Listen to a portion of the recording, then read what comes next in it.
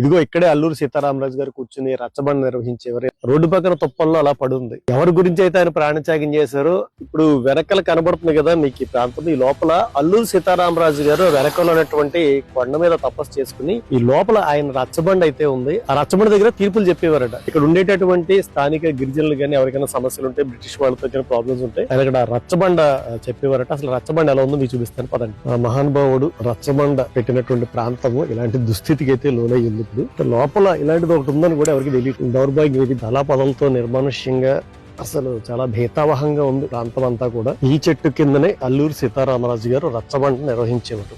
మీరు ఎలా చెప్తున్నారు ఇక్కడ రచ్చబండ నిర్వహించేవారు అని మీరు అనుకోవచ్చు. బట్ మహాత్ములు ఎవరో గాని పాప ఇక్కడ రాశారు అల్లూరి సీతారామరాజు గారు రచ్చబండ అని. మీరు ఇక్కడ దేవి విగ్రహం ఉంది కదా, ఈ దేవి విగ్రహం దగ్గర పూజ చేసేవారట వచ్చి. సో విప్లవ జ్యోతి మన్యం వీరుడు అల్లూరి సీతారామరాజు గారు తపస్సు చేసుకున్నటువంటి తీర్పులు చెప్పేటటువంటి రచ్చబండ చుట్టుపక్కల ఉన్నటువంటి దుస్థితి పరిస్థితి. ఖచ్చితంగా ఇది ఒక పర్యాటక రంగంగా ప్రసిద్ధి చెందాల్సినటువంటి ప్రాంతము. కాకపోతే ఇక్కడ ఉండేటటువంటి పాలకులు గాని నాయకులు గాని కనీసం పట్టించుకోలేదు. బట్ ఎవరి గురించి అయితే ఆయన పోరాడాడో, ప్రాణాలు వదిలారు, ఆయనకు సంబంధించినటువంటి చారిత్రాత్మకమైనటువంటి ప్రదేశానికి పట్టిన గతి ఇది. అదిగో దూరంగా కనబడుతుంది కదా కొండ. ఈ చెట్లు వెనకాల ఉంది.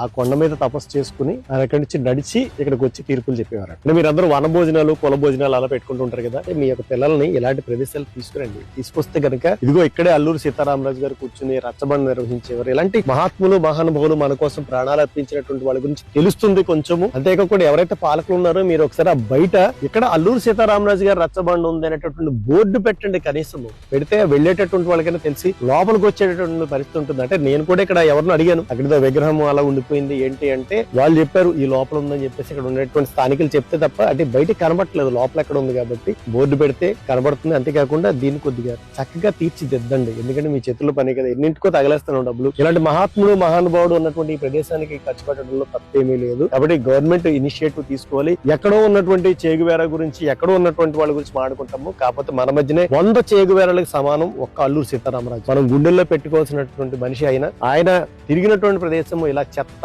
చెదారంతో ఎందుకు పనికిరానటువంటి ఒక ప్రాంతంగా మిగిలిపోయింది. ఇది నా ఆవేదన, నా బాధ. అర్థం చేసుకోండి. దయచేసి ఈ వీడియో ఎవరైతే స్థానిక నాయకులు ఉన్నారో వాడికి చేరవేసే ప్రయత్నం చేయండి. అంటే ఇక్కడ ఉన్నటువంటి గ్రామస్తుల్ని నేను క్వశ్చన్ అడిగితే వాళ్ళు చెప్పిన దానికి నాకు నవ్వొచ్చింది. వీళ్ళ గురించి ప్రాణత్యాగం చేసినటువంటి అల్లూరి సీతారామరాజు గారి విగ్రహం ఇక్కడ పెడితే శాంతి భద్రతలకి విఘాతం వస్తుందని చెప్పి పోలీసులు గాని, ఇక్కడ ఉండేటటువంటి రాజకీయ నాయకులు గాని ఆ విగ్రహాన్ని ఓపెన్ చేయలేదట. 15 ఏళ్ళు 18 ఏళ్ళు అవుతుంది అది అలా పెట్టి. రోడ్డు పక్కన తుప్పల్లో అలా పడుంది. ఎవరి గురించి అయితే ఆయన ప్రాణత్యాగం చేశారో ఆ మన్యంలో ఆయన విగ్రహానికి పట్టినటువంటి దుస్థితి దుర్గతి ఇది.